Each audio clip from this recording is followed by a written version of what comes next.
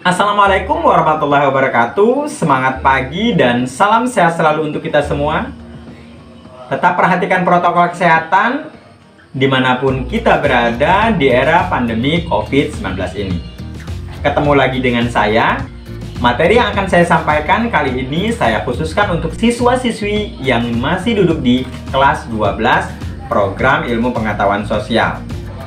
Sebelumnya materi yang saya share itu mengenai desa, meliputi pengertian dan lain sebagainya. Kali ini tentang desa yang akan saya bagikan yaitu materi tentang klasifikasi desa. Klasifikasi desa bisa dilihat dari berbagai sudut pandang. Begitu kompleks. Tapi saya di sini akan memberikan beberapa klasifikasi desa dari beberapa sudut pandang. Yang pertama, klasifikasi desa berdasarkan luas wilayah. Berdasarkan luas wilayahnya, desa itu dikategorikan atau diklasifikasikan menjadi 5 bagian. Yang pertama ada desa terpencil atau mungkin desa terkecil, yaitu desa yang memiliki luas wilayah itu hanya kurang dari 2 km persegi. Yang kedua, ada desa kecil, yaitu desa yang memiliki wilayah itu kurang lebih 2 sampai dengan 4 km persegi. Yang ketiga, ada desa sedang. Sebutan desa sedang yaitu untuk desa yang memiliki luas wilayah sekitar 4 sampai dengan 6 km persegi. Selanjutnya, ada yang dinamakan desa besar. Suatu desa dikategorikan menjadi desa besar jika desa tersebut memiliki luas wilayah 6 sampai dengan 8 km persegi. Dan yang terakhir ada desa terbesar. Suatu desa akan disebut dengan desa terbesar jika ia memiliki luas wilayah lebih daripada 8 km persegi. Selanjutnya, klasifikasi desa berdasarkan jumlah penduduk. Sama, dibagi menjadi 5 bagian.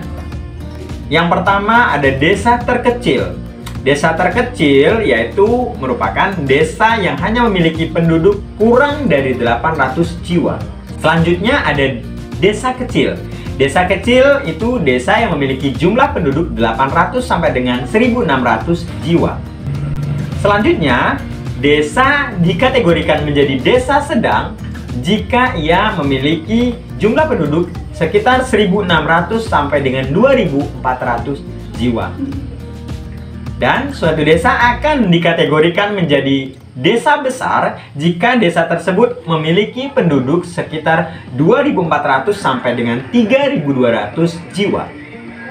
Dan yang terakhir, jika desa tersebut memiliki jumlah penduduk lebih besar daripada 3.200 jiwa, maka ia akan dikategorikan sebagai desa terbesar.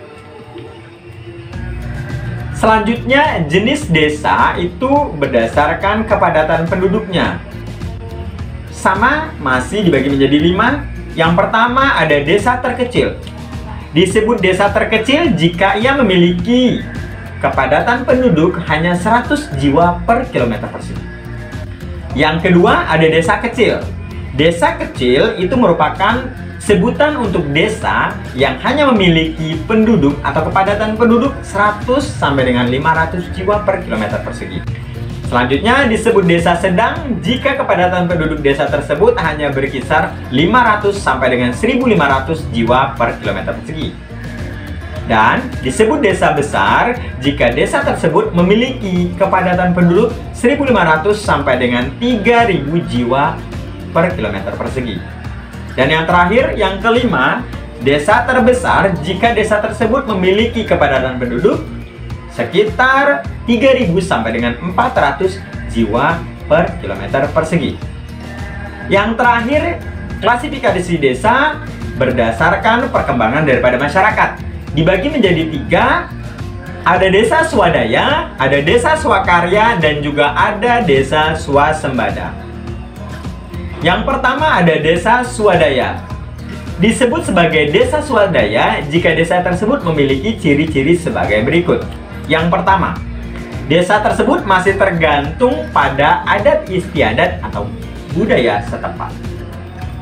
Yang kedua, Ekonomi daripada masyarakat desa tersebut itu ditujukan hanya untuk memenuhi kebutuhan sehari-hari. Yang ketiga, sebagian besar daripada mata pencahariannya itu sebagai petani. Yang keempat, tingkat produktivitasnya masih sangat rendah. Selanjutnya, lembaga-lembaga sosial desa itu belum berfungsi sebagaimana mestinya. Administrasi desa itu juga belum terlaksana dengan baik. Ciri selanjutnya daripada desa swadaya itu merupakan desa yang masih belum mampu mandiri. Tingkat pendidikan penduduknya juga masih sangat rendah.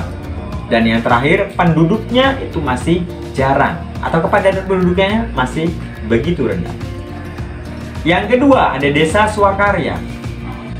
Suatu desa akan disebut sebagai desa swakarya jika ia memiliki ciri-ciri. Yang pertama, mata pencarian daripada penduduknya tidak hanya berfokus pada sektor pertanian, tapi sudah mulai beraneka ragam.